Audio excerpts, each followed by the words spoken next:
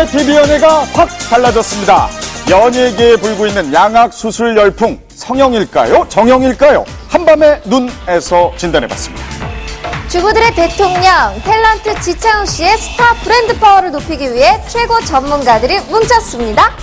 지금까지의 인터뷰는 잊으십시오. 색다른 인터뷰쇼 연예 박사, 용 박사가 시티 헌터의 주인공들을 만나봤습니다.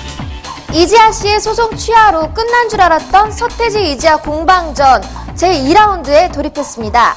뉴스앤 이슈에서 심층 취재했습니다. 이지아의 소송 취하로 끝날 줄만 알았던 서태지 이지아의 재산분할 및 위자료 청구 소송. 하지만 지난 17일 서태지 씨가 이지아의 소송 취하를 전면 거부했습니다. 이로써 끝날 것으로 예측됐던 이들의 이혼 공방이 다시 시작됐습니다.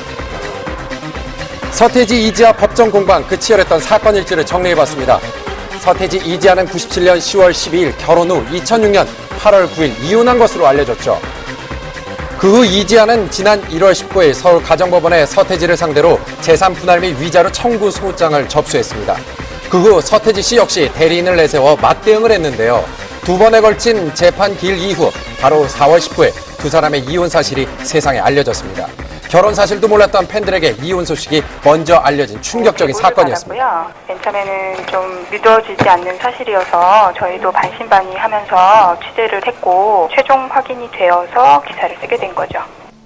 사건이 알려진 후 팬들은 물론 일반 국민들까지 두 사람이 어떤 입장인지 매우 궁금해했지만 두 사람은 한동안 입을 열지 않았는데요. 4월 30일 서태지 씨가 홈페이지를 통해 자신의 심경을 고백했습니다. 그리고 바로 다음 날 이지아 씨는 소송을 취하했는데요. 그리고 약속이라도 한 듯 이지아 씨도 본인의 홈페이지를 통해 자신의 입장을 밝혔습니다.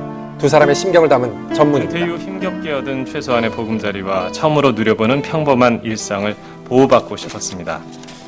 일반적으로는 이해할 수 없는 생활을 해야 했던 이유는 아무에게도 모습을 보이고 싶지 않다던 그 사람의 뜻을 존중하고 따랐던 것이었습니다.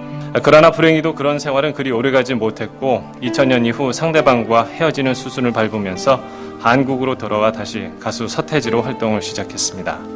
새까맣게 타버린 가슴을 열어 힘들다고 외치고 싶고 위로도 받고 싶었지만 아무에게도 말할 수 없고 기댈 수 없는 외로움을 삭히며 제 인생의 반을 살아왔습니다.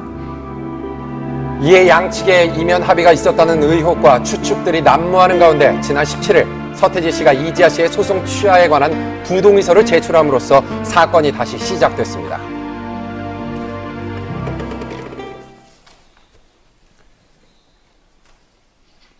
자, 많은 분들이 일단락 되는 걸로 알고 있었는데요. 지금도 이해가 좀 가지 않는 게 소송을 제기했던 이지아 씨가 소송을 취하하면 끝나는 거 아니었나요? 이 소를 제기한 측이 취하를 할 경우 이 상대방이 2주 안에 이의를 제기하지 않으면 사건이 종결이 됩니다. 하지만 서태지 씨는 소취하 부동의서를 제출했습니다.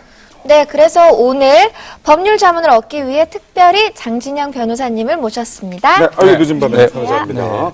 자, 일단 지금 용어가 상당히 어렵거든요. 소송 취하 부동의서. 네. 이게 지금 무슨 얘기인가요? 어렵죠. 예. 이지아 씨가 소취하를 했다는 말은 이제 소송 그만하자라고 얘기를 했다는 겁니다. 그런데 여기에 대해서 서태지 씨가 아니다. 재판 끝까지 가서 판결을 받아보겠다라고 하면서 소취하에 동의하지 않은 것. 이게 이제 부동의서를 제출하면서 그렇게 된 겁니다. 네.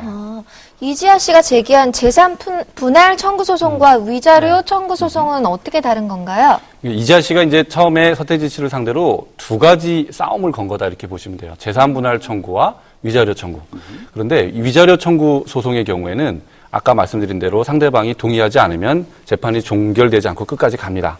그런데 재산 분할 청구 소송은 이게 소취하를 하면 상대방이 동의를 하지 않든 하든 바로 종결이 됩니다.